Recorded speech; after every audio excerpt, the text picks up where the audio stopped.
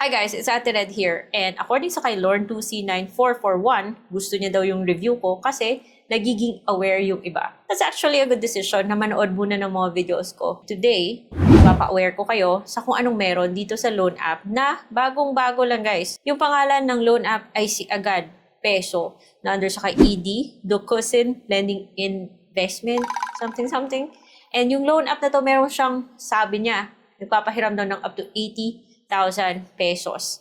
Mukhang madaling applyan, mukhang promising dahil mukhang mababa daw yung interest. Pero sa mga screenshots niya naka-blur yung details.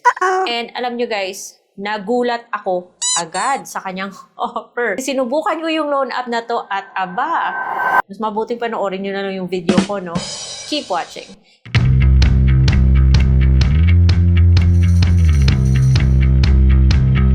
Hello everyone! Welcome back to my channel. It's Ate Red here at isa na namang online loan platform yung bibigyan nating spotlight. Download ko po, sinubukan at agad ko nakita yung offer niya. Because this video is not sponsored, please consider subscribing to my channel because ito po yung mga topics ko. Dapat naka-bell notification kayo guys para alert kayo sa mga uploads ko, especially kung yung topic ay yung mga legit na mga online loan platforms. So for today's video, isa na namang loan app, yung nagsasabi na magpapahiram daw ng 80,000 pesos.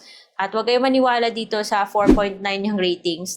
At the time of filming this video, at least yun yung rating niya. By experience, alam na natin na dapat inaalam muna natin kung ano yung meron sa mga loan app na to bago kayo mag-download. Panoorin nyo na lang yung walkthrough na papakita ko dito kasi i-expose ko kung ano yung offer niya. Bago yan guys just a little bit of background. Nagsabi dito, would recommend if approved. Meaning, dito pa lang, masisense mo na kahit na hindi ka pa approved, humihingi na siya ng rating. Kaya pala, 4.9 star siya. Pero may isa naman na nagsabi na 1 star daw kasi repayment method is not working. Kaya huwag niyo munang i-download guys After ko siyang ni-download, agad siyang humingi ng permission na matrack yung activity ko. Syempre, hindi ko yan inalaw. And on to the next page, humingi po siya ng access sa aking location at hihingi rin siya ng phone number, mag-OTP. Makikita mo may apply button dyan and may overview siya ng process.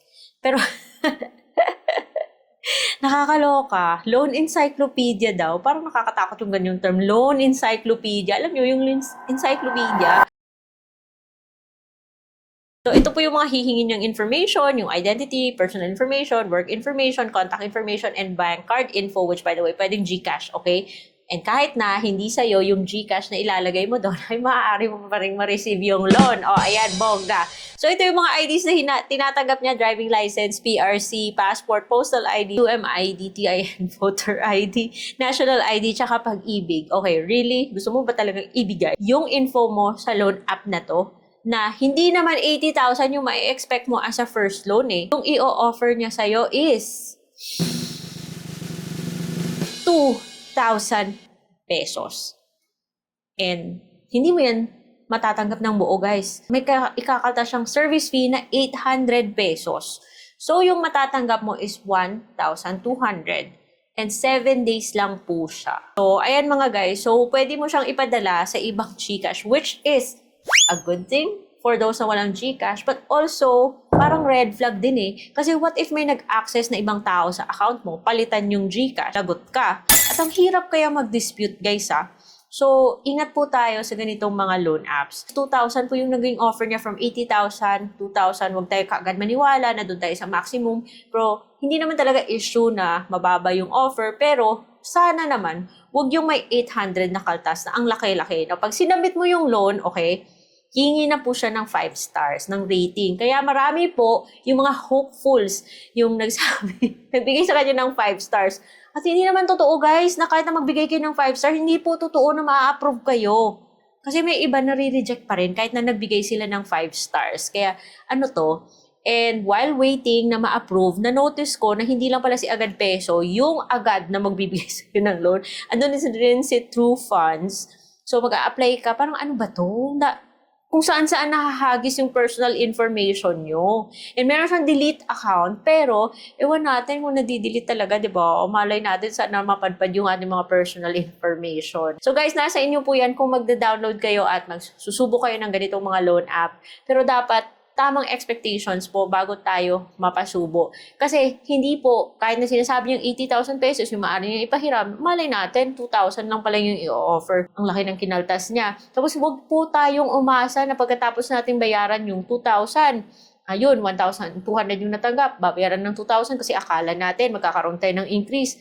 There is a big possibility na hindi na tayo makaka-loan ulit. Kasi mautak din yung mga ganitong mga loan app. Kaya hindi na rin ako mabibigla kung eventually mawawala din yung loan app na to sa App Store. Ayun guys. Kung gusto nyo pa rin go ahead, mag-try ng loan app na to, nasa inyo na yan. Pero meron po tayong mga loan apps na mas maganda yung offer kaysa dito. And you can find these loan apps sa itong playlist. Ayan. So kung kayo naghahanap ng mga matitinong mga loan app na tried and tested na, approve man ako or reject, pero at least okay po yung interest rates or yung mga offer nila, please check these videos. Loan apps by Ate Red. The link is in the description box below, guys. Okay? And, well, para sa akin ha, kung ako'y masusunod, kasi opinion ko lang naman to, this video is based on my opinion, this video is based on the things na na-notice ko while I was doing this, while I was trying this loan app. Para sa akin, X po yung loan app na to. And guess what guys, yung loan app na to, syempre, kukuha siya ng picture ng ID mo. Pagkatapos mong picturean yung ID mo, nakuha, nakaka-capture nyo yung information na nasa ID. So, willing ba kayo magbigay ng information nyo sa loan app na parang di naman natin gusto yung offer, di ba? Tapos, ayun, magsiselfie ka. At kahit na sabihin mo hindi man siya humihingi ng Facebook, good thing. Pero parang lahat ng information mo nakukuha niya. At kahit na sabihin mo unemployed ka, hihingi pa rin siya ng company name, company address, phone number ng company nyo. Eh, di ba kaloka? 3 contacts lang yung hihingin niya, pero gusto niya magkaroon ng access sa lahat ng nasa phone book mo. I-allow nyo ba to guys? So before I let you go, kung makikinig man kayo sa akin ha, X po yung ganitong mga loan apps. And if you're looking for other loan apps that are better, then again, please check the loan apps that are in the playlist. The link is in the description box. So, I hope meron kayo natutunan sa video natin today. Again, ingat-ingat lang po because our information, our personal information is very important. Our credit history is also very important. And kung hindi pa kayo subscribe sa channel, please subscribe. My videos, sa mga videos ko, I talk about these things. And please leave it a like so that my video gets suggested to people who are also interested in topics like this. So see you on my next vlog. Bye!